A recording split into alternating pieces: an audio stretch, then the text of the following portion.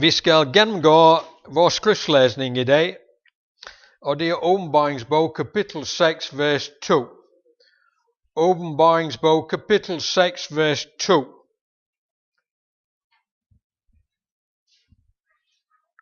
Og vi gennemgår mange tekster. Det er et årsstudie. Jeg har valgt mange tekster, så I falder ikke i søvn. Og jeg håber, I lærer noget også. Så I skal være opmærksom på alle de tekster, vi gennemgår.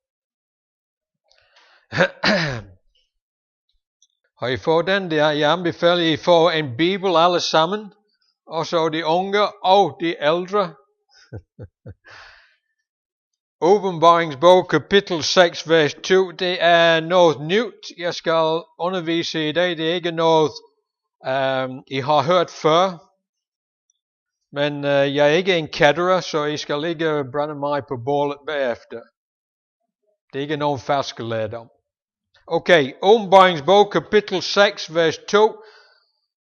Rytteren er derop, og jeg så og se, det var en hvid hest, og han som red på den havde en bue, og en sejrskrans blev givet ham, og han drog ud fra sejr til sejr. Mange protestant bibelkommentarer skriver, at den hvide hest repræsenterer kirkens historie i de første århundreder. Er I med? Det står i adventisternes bibelkommentar også. Men hvad står der i Bibelen og Bibelen alene? Det er det, jeg vil gerne have en bibelstudie med jer i dag. Bibelen og Bibelen alene, og ikke hvad kommentar siger. Det er der, hvor sandheden står. Er I enige? Godt. For at finde ud af, skal man først gøre et årsstudie over ordet hest, som han rider på. Bue, en hvid hest, og ordene sejr til sejr, for at finde ud af, hvad den symbolsk betydning af disse ting er i Bibelen. Så det er et årsstudie, vi gennemgår i dag, mange bibeltekster. Så jeg håber, I kan følge med. Jeg tager det langsomt. Jeg skynder mig ikke.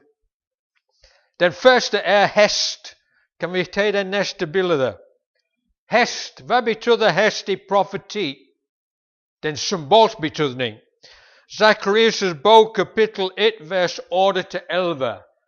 Zacharias' bog blandt de små profeter. Det er en god idé at skrive det ned, så I husker dem. Zacharias' bog, kapitel 1, vers 8-11. Zacharias' bog, kapitel 1, vers 8-11.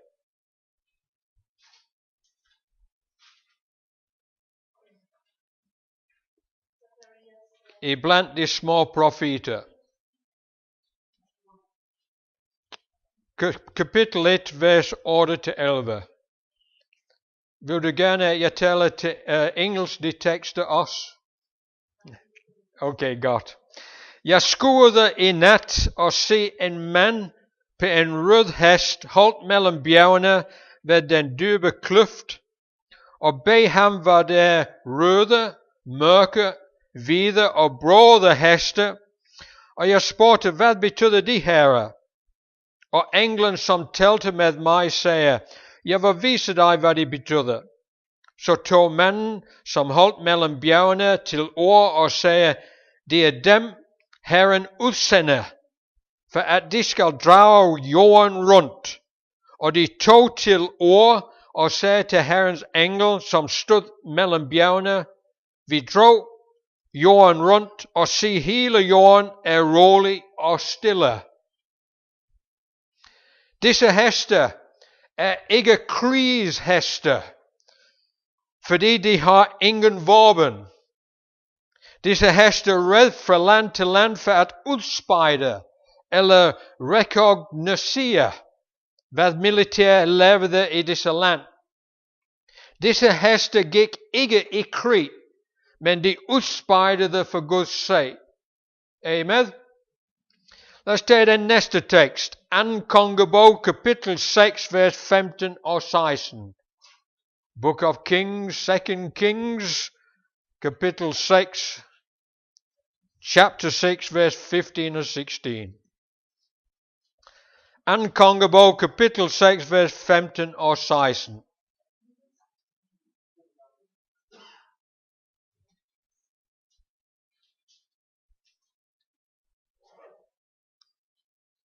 Det er i det gamle testamentet.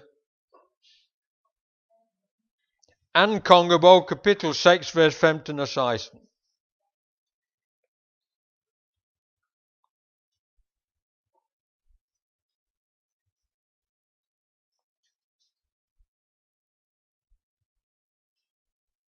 Godt. Vers 15. Næste morgen tidlig, da den Guds mand gik ud, se, der var byen omringet af en hær og heste og vogne. Der sagde hans tjener til ham, ak herre, hvad skal vi dog gribe til? Men han svarede, frygt ikke, til de, der er med os, er flere end de, der er med dem. Beretningen drejer sig om profeten Elisa og hans tjener, som søgte beskyttelse fra den aramæiske hær, der forfulgte dem. Hvorfor? Fordi Elisa fik åbenbaringer fra Gud om hvor den aramæiske hær opholdt sig, når de ville gerne fange Israels konge. Derfor sendte den aramæiske konge sin hær til at fange Elisa, profeten Elisa. Denne aramæiske hær havde krigsheste, og de havde våben. Men himlens hær havde også ildheste og ildvogne. De var parat til at føre krig mod de aramæiske hær og beskytte Elisa og hans tjener. Den samme himlens hær er der til at beskytte os, når vi står over for vold og angreb i fremtiden, når de kommer til trængselstid før Jesu genkomst. Vi skal ikke blive bange for Armageddonskrig og trængselstid i fremtiden. Guds engler, heste, Guds hær er der til at bevare os. Okay, hvordan kan man vide at en hest er en krigshest? Lad os kigge på Åbenbaringsbog, kapitel 6, vers 2. Åbenbaringsbog, kapitel 6, vers 2. Sidste bog i Bibelen.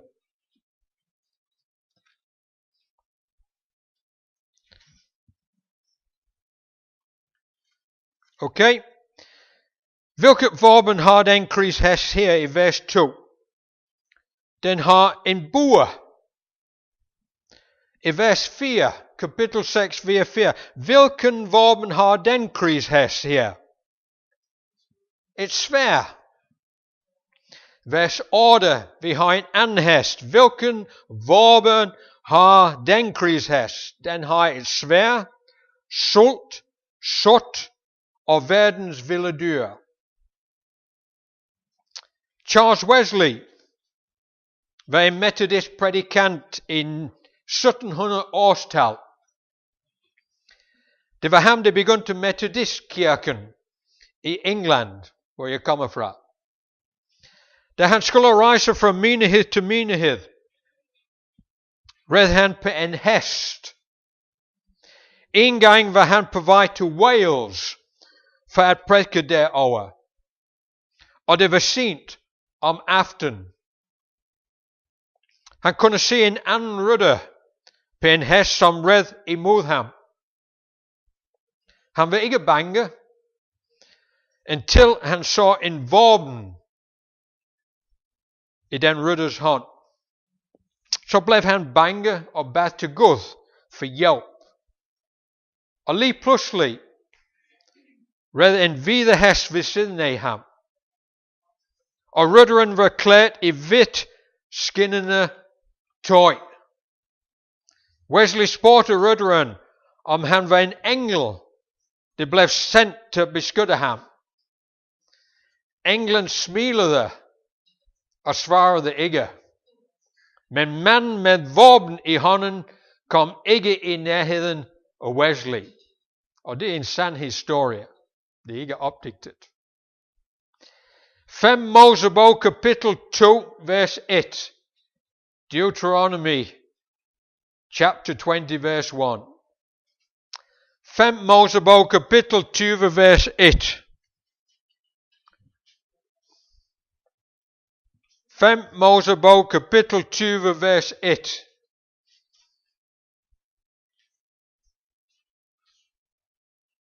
I det gamle testamente. Når du drager i krig mod dine fjender og får øje på heste, vogne og krigsfolk, der er talrige end du selv, skal du ikke blive bange for dem.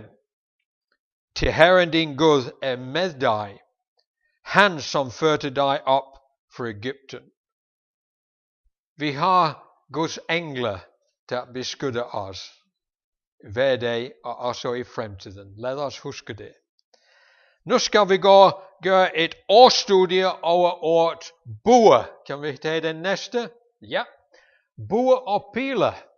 Hvad er den symbolske betydning af bue i Bibelen?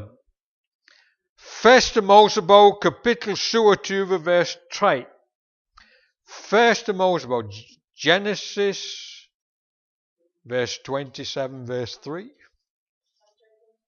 27 verse 3. Første Mosebog 27 vers 3. Ja. Det står der, tag derfor dine jagtredskaber, dit pilekappe og din bue og gå ud på marken og skyd mig et stykke vildt. Hvem taler teksten her om? Det er Isak. Det taler til sin ældste søn Esau. Første Mosebog kapitel 27 vers 1. Isak spørger sin søn at skyde et dyr, så de kan spise sammen. Og bagefter Isak kan velsigne sin søn, fordi han havde første fødselsret til arving i familien. Bue betyder en bue, der er brugt til jagt her i teksten. Er I med? Det er til jagt. Det er en jagtredskab. Lad os tage den næste tekst. Første Samuels bog, kapitel 18, vers 4. Første Samuels bog, kapitel 18, vers 4. The book of Samuel. 1 Samuel 18:4. Første Samuels bog, kapitel 18, vers 4 i det gamle testamente. Det kommer lige efter Dommernes bog, jeg tror det er. Joshua Dommernes bog. Og det står der, og Jonathan afførte sig sin kappe og gav David den tillige med sin våbenkjortel, ja endog sit sværd, sin bue og sit bælte. Jonathan var søn af kong Saul af Israel, som var Davids fjende. Jonathan var også Davids bedste ven.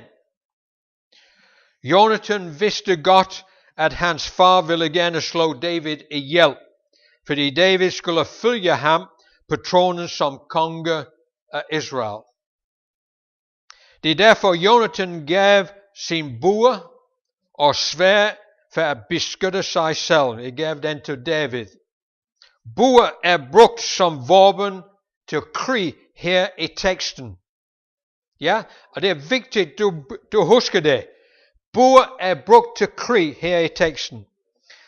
2. Kongebog, kapitel 9, vers 24. 2 Kings, chapter 29, 24. Chapter 9, 24. 2. Kongebog 9, 24. Det er efter Samuels bog.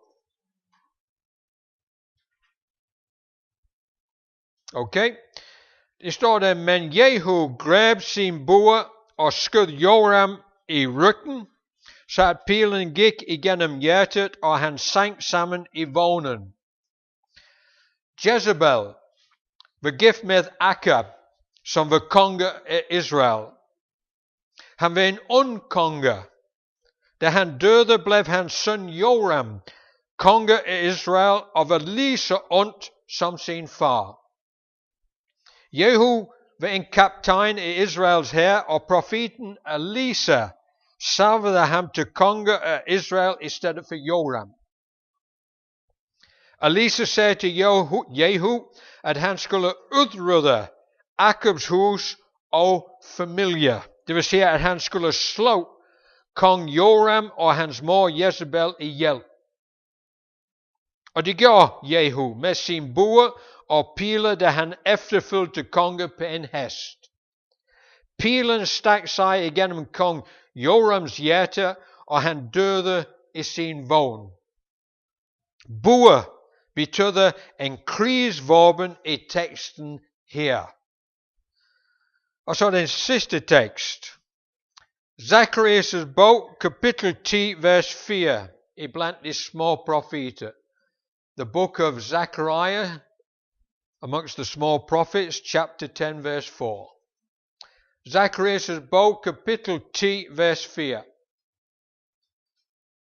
Iblandt de små profeter. Vi begyndte med de tekst der.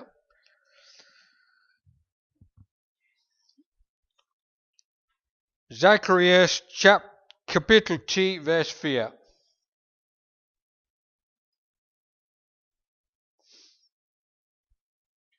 Iblandt de små profeter. Det står fra ham, vers 3, det betyder herskares herre. Kommer hjørnesten i den reviderede bibel. Fra ham kommer krigens bue, fra ham kommer hver en hersker. Hvem er hjørnesten her i teksten? Hvem er hjørnesten i hele Bibelen? Jesus Kristus. Ja, I kender jeres Bibel. Det er Jesus Kristus, det er en tekst om Messias Jesus Kristus. Og hvor får vi hjørnesten af Jesus Kristus? I Paulus' brev til Efesus kapitel 2, vers 19.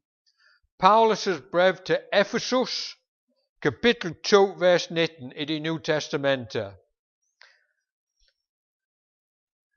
Paul's letter to Ephesians chapter 2, verse 19.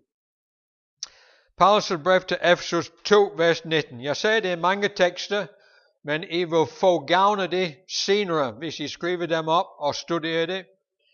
Det betyder meget til vores slutning af teksten.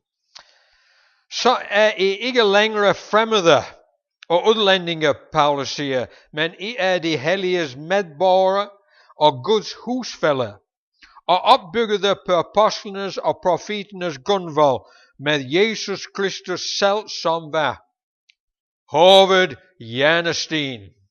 Det er vigtigt. Jesus er vores hovedhjørnesten i Zacharias' bog, kapitel 10, vers 4. Hvorfor? Det står der, han har en bue i Zacharias' bog, kapitel 10, vers 4. Hvad skal han bruge en bue til? Han skal bruge den til krig mod hans fjender i Zacharias' bog, kapitel 10, vers 5. Okay? Nu kommer det. En bue er brugt til jagt og krig i hele Bibelen. Når det skal bruges til krig, er buen brugt af en soldat, der fjenden er på en lang afstand, 100 meter, 50 meter væk. Hvis pilen slår fjenden ikke ihjel, så kommer soldaten med sit sværd og gør arbejdet færdig med at dræbe ham, stikke ham i maven. Okay? Der er mange bibelkommentarer, der mener, at bue og pil er brugt af Kristus i Bibelen til at forkynde evangeliet i de første århundreder. Men der findes ikke en eneste tekst, der støtter den teori. Ikke en eneste tekst i Bibelen. Men så, der er mange protestantiske bibelkommentarer, de siger, det er brugt til at forkynde evangeliet. Hvor får de det fra? Det er ikke sand lærdom fra Bibelen. Og det er ikke sand lærdom fra vores egen bibelkommentar. Okay? Det er derfor, man skal studere Bibelen grundigt fra år til år og finde løsning. Okay? Når Gud eller Jesus Kristus bruger buen, er det kun brugt til at gå i krig med, og det bliver brugt i den sidste krig, Armageddon, i forbindelse med Åbenbaringsbog. Husk det. Den første hest, Åbenbaringsbog, kapitel 6, vers 2, rider ind til krigen i Armageddon, og ikke det første århundrede. Han rider ind til krigen. Han er ikke midt i krigen. Han rider ind med en bue og piler. Han rider fra sejr til sejr. Næste billede, Johannes. Du har ikke faldet i søvn, er du? Okay. Den næste hest, Åbenbaringsbog, kapitel 19, vers 12. Han er midt i krigen med et sværd. Han bruger ikke bue nu, men han er midt i krigen med at slå mennesker ihjel. Det er så vigtigt at forstå, hvad det sker, når en soldat går ind til krig. Okay? Og hvad betyder sværd i Bibelen? Åndens sværd, som er Guds ord. Okay? Hvor får vi det fra? Hvad betyder sværd i profeti? Paulus' brev til Efesus, kapitel 6, vers 17. Paul's letter to the Ephesians, chapter 6, verse 17. Okay. Paulus' brev til Efesus, kapitel 6, vers 16. Det er vigtigt at kigge på den. Det er, Paulus taler om den kristne soldater uniform. Alt hvad han bruger. Og så bruger han et sværd. Det står der. Åndens sværd er Guds ord.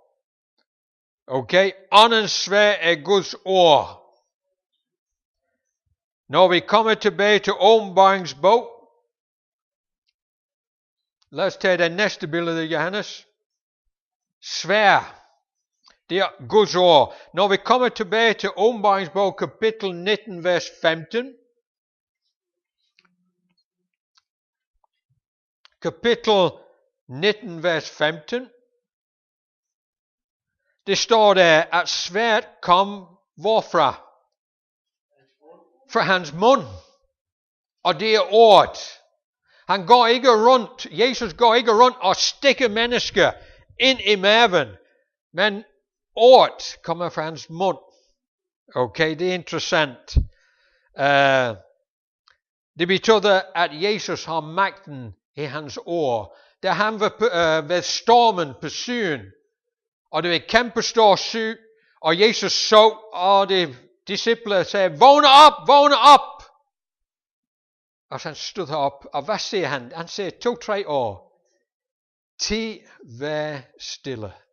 Og hvad skete det med stormen? Det blev blik stille i et øjeblik. De samme ord kan genskabe ved skabelsen. Det kan ødelægge os. Og når han kommer ved Armageddon i den sidste krig på hesten, han bare siger det. Og alle folkeslagene, som tror ikke på ham, bliver tilintetgjort. I et øjeblik. I et øjeblik. Og ikke flere tusind år i helvede, ligesom mange kirker tror på. I et øjeblik under hans nåde og omsorg. Han glæder sig ikke at pine mennesker i mange tusind år. Det er ikke Jesus. Han elsker os. Okay? Lad os komme til den næste billede. Okay, vi kommer tilbage. Det årstudie og den hvide hest. Det er kun 2 steder i Åbenbaringsbog. De nævner om det hvide hest. Åbenbaringsbog kapitel 6, vers 2, vores skriftslæsning. Og jeg så og se, det var en hvid hest, og han som red på den, havde en bue og en sejrskrans blev givet ham, og han drog ud for sig til sejr. Den næste sted, hvor de taler om en hvid hest, Åbenbaringsbog, kapitel 19, vers 11. Åbenbaringsbog, kapitel 19, vers 11. Revelation 19:11. Har I fået den? Og jeg så himlen åben og se en hvid hest, og han som red på den hedder troværdig og sandro. Og han dømmer og kæmper med retfærdighed. Hvem er rytteren på den hvide hest i Åbenbaring 19:11? Jesus Kristus, okay? Det står, at han hedder troværdig og sandro. Hvem er det her Jesus Kristus? Hvor får vi det fra Åbenbaringsbog, kapitel 3, vers 14? Revelation 3:14. Åbenbaringsbog, kapitel 3, vers 14. Det er godt, I følger med. I kender jeres bibler alle sammen. Næsten. Åbenbaringsbog 3:14. Så siger han, som er Amen, de troværdige og sandro vidner, Guds skaberværks ophav. Alle disse indledninger til de 7 menigheder peger hen til Jesus Kristus og til den første kapitel i Åbenbaringsbog. Åbenbaringsbog kapitel 1, vers 5. Åbenbaringsbog kapitel 1, vers 5. Og fra Jesus Kristus, de troværdige vidner. Det betyder troværdige vidner Jesus Kristus. 100%. Ikke problem. Næste billede. Okay. Har I set kronen der før? Selv I danskere. I har set kronen før. Ja. Hvor kommer det fra? Det var en af de første kroner, man brugte her i Danmark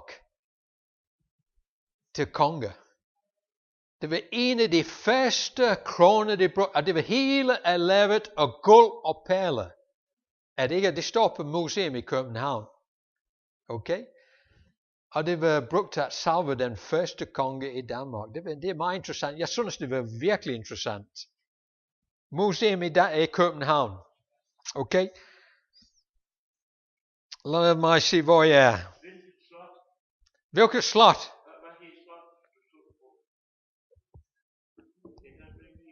Kronborg. Er det Kronborg? Jeg ved ikke, du må ikke holde mig på det. Det står på internettet. Det står på internettet. Samme billeder. Virkelig interessant. Okay? Det er Jesus Kristus, der rider på den hvide hest, og han er midt i krigen i Armageddons krig i Åbenbaringsbog 19. Midt i krigen med det sværd. Og han har en krone på sit hoved. Næsten det samme som den. Mange kroner. Og krone på græsk er diadem. Den hedder en diadem. Okay? Og det betyder kongelig krone. Jesus Kristus er kongernes konge. Åbenbaringsbog 19, vers 16. Okay? Det betyder, at han har autoritet at bestemme over hele universet, om hvem han skal slå ihjel eller ikke. Han har autoritet. Det er Jesus, der bestemmer til sidst. Næste billede. Okay. Den anden hvide hest i Åbenbaring 6, vers 2, nævner ikke rytteren, men det er også en hvid hest, som er ridet til Jesus Kristus. Forskellen mellem de to heste er i Åbenbaring 6, vers 2, Jesus rider ind til krigen med en bue, som han skyder for en lang afstand. I Åbenbaringsbog, kapitel 12, 19, vers 12, Jesus er midt i krigen med et sværd, som han skal dræbe folkeslagene med. Og i kapitel 19, vers 13, det navn rytteren bærer er Guds ord. Hvem er det? Jesus Kristus, ja. Det står der i Johannes evangeliet kapitel 1, vers 1. I begyndelsen var ordet, og ordet var hos Gud, og ordet var Gud. I kender det uden at det er godt. I behøver ikke at bruge Bibelen hele tiden. Tilbage til Åbenbaringsbogen 19, vers 19. Kapitel 19, vers 19. Åbenbaringsbog, Revelation 19:19. Og jeg så dyret og jordens konge og deres herre samlede for at føre krig mod ham, som rid på hesten og mod hans herre. Hvem ville vinde krigen i Armageddon? Jesus Kristus. Hvem vil sejre til sidst? Jesus Kristus. Åbenbaringsbog 19, vers 20 og 21. Og dyret blev grebet sammen med den falske profet, som før dets øjne havde gjort tegnene, hvormed han havde forført dem. Der tog dyrets mærke på sig, og dem det tilbad dets billeder. De blev begge kastet levende i ildsyn, som brænder med svovl, og de andre blev af ham, som red på hesten, dræbt med sværd, som udgik af hans mund. Hvad betyder sværd? Guds ord. Okay, Guds ord. Jeg har en lille historie. For mange år siden blev pastor Gilbert, adventist præst, ved syg Titicaca i Andesbjergene på grænsen mellem Peru og Bolivia i Sydamerika. Det er en sand historie. Men en dag blev alle indianere i området ophidset på grund af, at mange hvide mennesker opkøbte deres land i området. Indianere, de besluttede at udrydde dem alle sammen. Flere hundrede indianere samlede sig på toppen af bakken for at storme Adventistkirken ved søen Titicaca. De råbte og slog deres trommer, og så begyndte de at løbe ned til kirken. Lige pludselig standsede de og løb væk fra kirken og løb hjem. Den næste nat samlede cirka 1000 indianere for at gøre det samme. De løb ned ad bakken, standsede de og løb væk igen hjemme. Den tredje nat kom flere tusinde indianere og råbte fra toppen af bakken endnu mere. De løb ned, standsede og løb væk hjemme. De gjorde det, mens pastor Gilbert og medlemmerne bad i kirken. Nogle uger senere kom 2 indianere og spurgte, hvor er de soldater, du har, som beskytter kirken? Pastor Gilbert sagde, at de havde ingen soldater. Jo, sagde de, fordi vi så dem. Flere tusinder kom ud fra et skib i søen Titicaca. Og de havde alle sammen gevær. Det er derfor, vi løb væk fra dem. Hvem var de soldater med gevær? Engler. Engler. Når de kommer til den sidste krig, Armageddon, ville Guds engler beskytte os alle sammen, og Jesus vil bevare os fra vores fjender. Okay, den sidste årsstudie, det er fra sejr til sejr. Åbenbaringsbog, kapitel 6, vers 2. Sidste studie, kapitel 6, vers 2. Fra sejr til sejr. Hvad betyder det? Og jeg så og se, det var en hvid hest, og han som red på den havde en bue, og en sejrskrans blev givet ham. Og han drog ud fra sejr til sejr. Næste billede. Okay, årets sejrskrans. Det er en sejrskrans, den har deroppe. På græsk er Stephanos. Stephanos. Det betyder en sejrskrans, som er brugt til militær. Da en stor militær leder kom hjem til Rom for krigen, havde han sejret over sine fjender, og derefter havde han en sejrskrans sat på hans hoved, ligesom på billedet der. Det betød, at han havde sejret over hans fjender 100%, og ikke 50%, som nogle bibelkommentarer mener. Amen. Det er godt at følge Bibelen, og ikke alle bibelkommentarer. Næste billede. Det er Jesus, der rider på den hvide hest i Åbenbaring kapitel 19, vers 12. Og det er Jesus, der rider på den hvide hest i Åbenbaring kapitel 6, vers 2. På Jesu hoved i Åbenbaring kapitel 6, vers 2, har han en krone, som er Stephanos på græsk. Det betyder, at han rider ind til krigen fra sejr til sejr. På den hvide hest i Åbenbaring 19, vers 12, har Jesus mange kroner, som er diadem på græsk, og det betyder kongelig krone.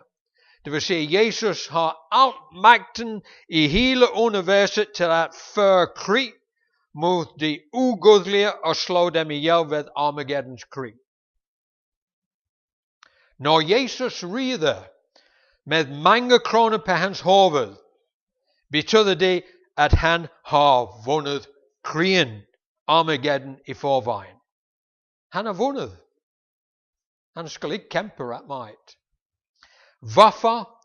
Fordi Jesus har al magten med himlens herre, og intet kan stå ham imod. Den samme magt er med os i dag. Den samme magt er med os i dag, når vi tror på Jesus Kristus som vores personlige frelser. Det er vidunderligt, er det ikke? Og så til sidst, Ellen G. White skriver i manuskript 136, skriv det ned, manuskript 136, som var skrevet i 1902. Hun skriver, Kristus er lammet, som blev slagtet for verdens grundlæggelse. Han er løven og judestammer. Han er den, som skal ride fra sejr til sejr. E.G. White skrev denne manuskript i 1902. Hun refererer til Åbenbaringsbog, kapitel 6, vers 2. Hun skriver, at det er Jesus, der rider på den hvide hest, og han rider på den efter året 1902, og ikke før, som mange bibelkommentarer skriver af vores egen. Når man skriver og læser om Ellen G. White, hun er enig med Bibelen, men hun er ikke enig med alle bibelkommentarer. Det er interessant, når man læser Bibelen på den rigtige måde. Ellen G. White er 100% rigtig med hendes forståelse af Bibelen. 1902, og ikke før. Okay, så den hvide hest betyder ikke det første århundrede. Det betyder i fremtiden med Armageddons krig. Amen? Forstår du, hvad jeg prøver at sige? Det er vigtigt at holde til Bibelen, og Bibelen alene, og ikke hvad andre mennesker skriver i kommentarer. Okay? Vores bibelkommentar og flere andre siger, at den hvide hest repræsenterer det første århundrede af kirkens historie. Det passer ikke. Det passer ikke. Ifølge Ellen G. White. Den hvide hest rider i fremtiden, og ikke i fortiden. Det vil sige, at alle de tre heste, som følger de hvide heste, de rider også i fremtiden. Og du kan ikke bruge den til kirkens historie for de første århundreder. Det har noget at gøre med fremtiden. Profet og konge, side 725. Profet og konge, side 725. Dækket af Guds fulde rustning og Kristi retfærdighed, begynder kirken at gå i den sidste strid fra sejr til sejr. Det er Profet og konge, side 725. Jeg kan ikke høre dig. På dansk. Jeg har aldrig sagt det på engelsk. Det er på dansk, ellers I kan ikke følge med. Det er på dansk. Profet og konge, ja. Men manuskripten finder du på engelsk på internettet på White Estate. Det er åbent for alle.